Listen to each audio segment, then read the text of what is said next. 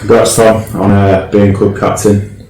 Would you like to explain what that role is? Thanks, Brownie.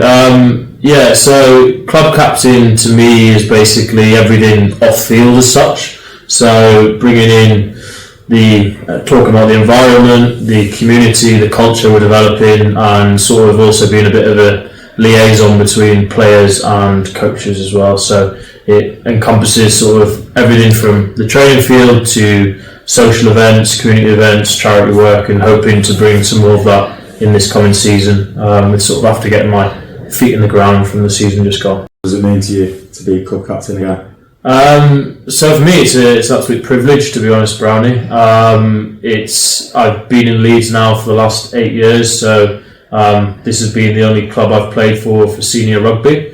I'm really honoured to be asked to do this job again and going to take it in my stride. It's good to hear that you've been signed again as team captain for this coming year, Brownie. What's that role mean to you? Thanks, Tom. I think team captain for me means leading the boys on the pitch and around match day. Be that how the way I play or trying to G the boys up pre-game. I think that's pretty much what it entails. I think last season I got to grips with it after a few games and happy to go ahead again. So Brownie, what do you think the main skills are that are needed to be a good captain on the pitch? I'd say first of all leadership. Obviously you're going to need that to have the boys follow you. I think as well one of the main skills needed would be to actually lead by example. I know it follows on from leadership, but it's by doing as well as saying. And then also I think to have that kind of calm side about it, so you can be friendly with the boys as well as kind of putting down your foot and saying this is how we're going. So Tom, what do you think your best three qualities are for club captain? Thanks, Brian. So I think it's slightly different from on field. It's, to me, from what I said, the role entailed, my best sort of qualities are probably going to be sort of the community field, so bringing everyone together as a group on the field to actually in training and outside of that in the dressing room afterwards, so actually bringing that whole group together as one. And then secondly, I think it's looking at the bigger picture is quite a big quality to have. This sort of club captain role is more than just a team, it's the whole club, it's everything around Leeds, from pulling in juniors to get the community going and everything like that. So I'd say they're big too. I'd say. Awesome stuff.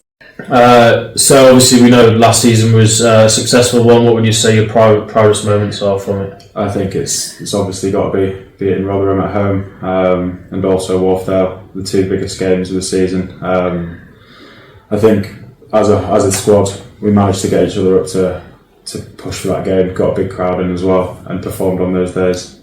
Yeah, that's great. Yeah, I completely agree. Obviously, last season had its ups and downs. What would you say your worst moment was of the season? I think it's got to be the Fylde game away. We still top of the table at that point, and then just managed to let that one go.